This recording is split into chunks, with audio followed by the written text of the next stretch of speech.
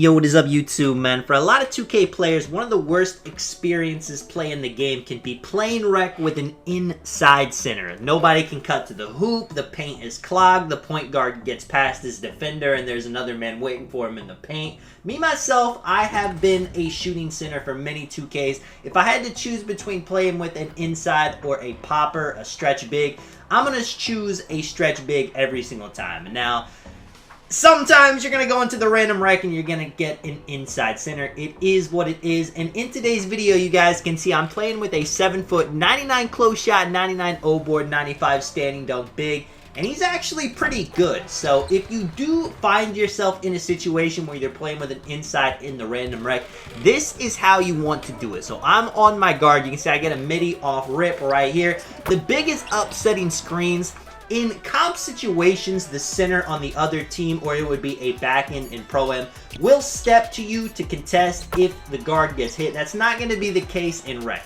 They're always going to play back, so there's no point in driving to the hoop. You want to look for your mid-range, you want to look for your three. Check this out too, man. High-risk shooting, and I hit a slightly fast wide. That happens very rarely, but it does happen sometimes right here. Coming up the court, my defender's a little bit lost. The center on my team, he's sitting in the paint, so I'm in a 1v1 situation, but you can still dribble at the top of the key, dance around, and get your shot off. Of course, whenever it's a fast break situations, these are the times I can actually get a bucket. Right here, I get the ball. I'm going to wait a couple of seconds, wait for the center to come up, set a screen, look for the mid-range fade, and this is how you have to do it. Now, obviously, my build, it has 89 driving dunk, good layup as well. Just throw that in the trash. I'm not going to be using that this game. Now, if you're playing with somebody that's your friend, you know, a really good inside, there can be situations where you can even get drives, you can get dunks, but playing with a random big in the random rec, you just gotta hope that they're gonna be a good screener. And a lot of the times, they're not going to have really good screening IQ.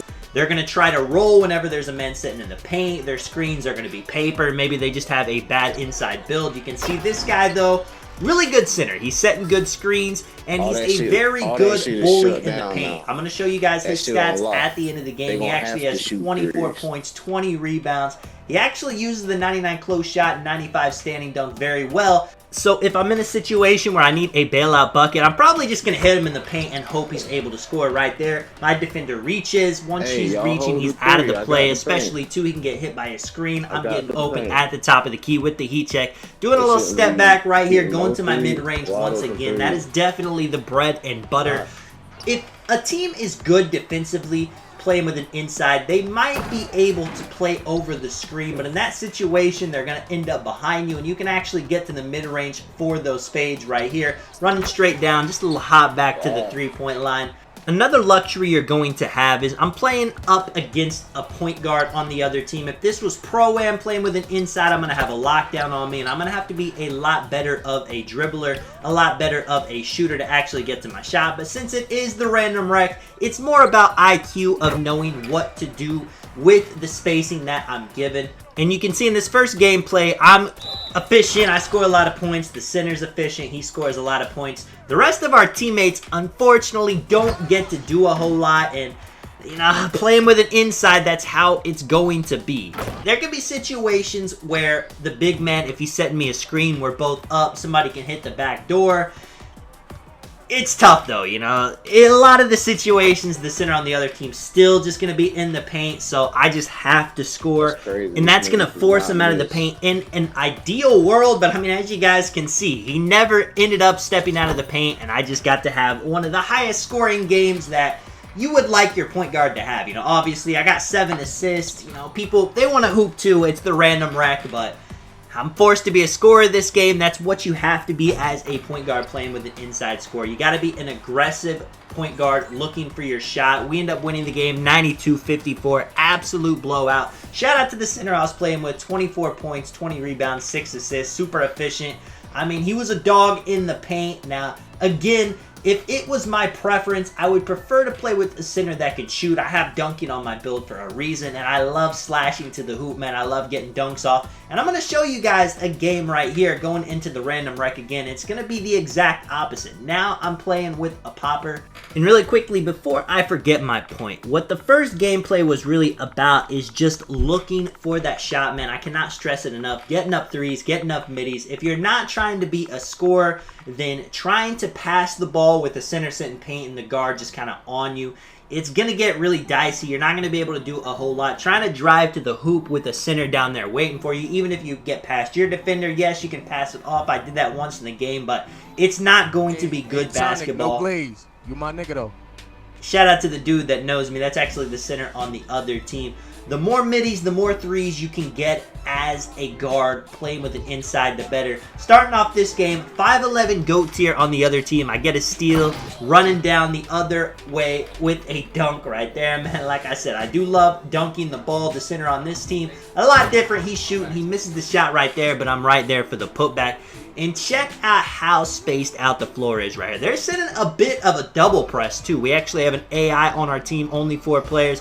The guys behind me, little step back, little mid-range shot. I can still look for my shot in a situation like this when we're kind of set up in a 5-out set. But nothing's going to be more efficient than getting past your defender, having to clear paint, and dunking the ball or looking for somebody to drop. Because in random rec, people are going to drop right here. Nothing too crazy, just a couple of moves, get past my guy, nobody's coming to help, so of course I'm going to go right down, dunk it, playing some defense right here. I got that two-way tenacity. They kind of sent heat at me. You can see the center on my team, he ends up getting that Jokic kind of dribble pull-up, which he was not expecting at all, and he's had a couple of missed shots early on in this game, but it does not matter because he's providing spacing every single play, and he actually does start cooking up as the game goes on. Let me know what you guys think about inside centers in the random rec. Now, a lot of people, they have bad Wi-Fi. They're not the best shooters. So the best way they can provide value to the team is being an inside center. They're not going to do a whole lot if they're going 1 for 10 from the three-point line as a shooting center. So I do understand that, but I'm telling you guys, if you have the capabilities to shoot the ball, definitely try out a shooting center if you never have. You can see too, man, this guy's going to end up quitting the game. Remember, he was a 5'11" GOAT here. Nobody's helping him, though. I'm getting past him and dunking the ball with ease. I end up being 10 for 10 at the half.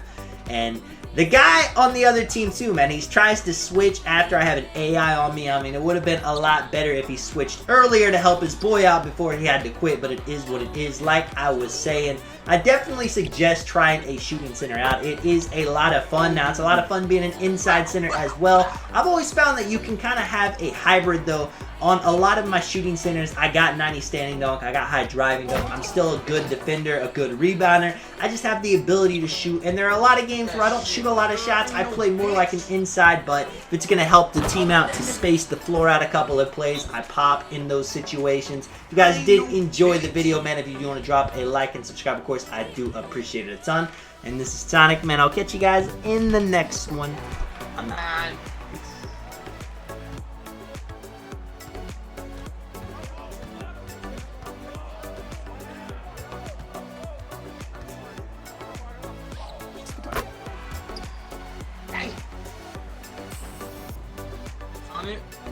Let's go, Sonic.